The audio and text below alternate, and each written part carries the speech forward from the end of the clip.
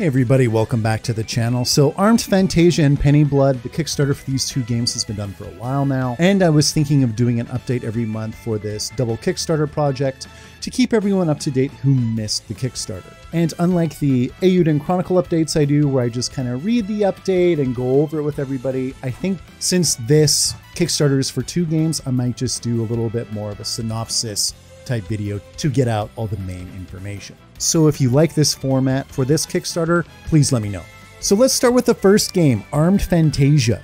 In this update, they kind of touched on all the aspects of the game so far in terms of development. They've said the blueprint for the overall game is being worked on. It's not 100% complete yet, and negotiations with publishers has started at this point. Apparently, they've had quite a few offers, and they're very much sifting through all the different offers they've got so far and are looking at the conditions that a lot of these publishers have given them. And obviously, it's a good thing they've gotten so many offers because they can look through all the different conditions they've been offered and pick the ones that work best for them.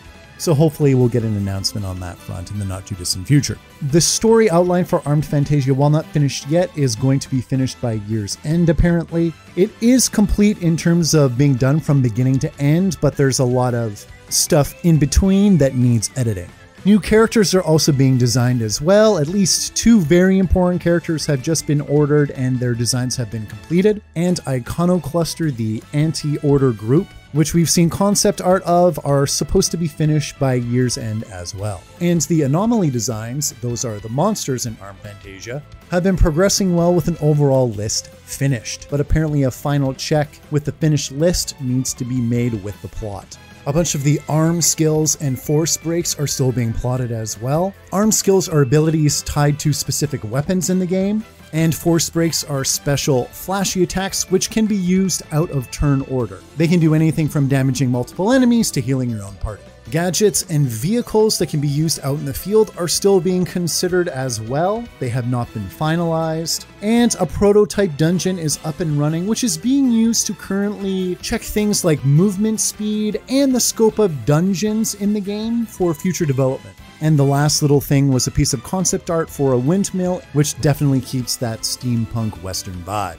Next, we have Penny Blood. A lot of ideas are still being thrown around in terms of how the game's going to work. Discussions about how to make the Psycho Sigil more fun. For any of you who don't know what the Psycho Sigil is, it's kind of like the timed rhythm game in battle where you need to match your button presses with the prompts on screen, and the closer you are to the prompt, the more damage your character will do. The use of sanity points to make Melees of Madness more thrilling is also being debated. And how sanity points work in Penny Blood is if your sanity gets to 0, you essentially go berserk with still a few options at your disposal in combat. So they are still tweaking that system as well. And they even discuss how they want to make events scarier within games, since horror is one of the big themes of this title, and how to make the mini games more fun too.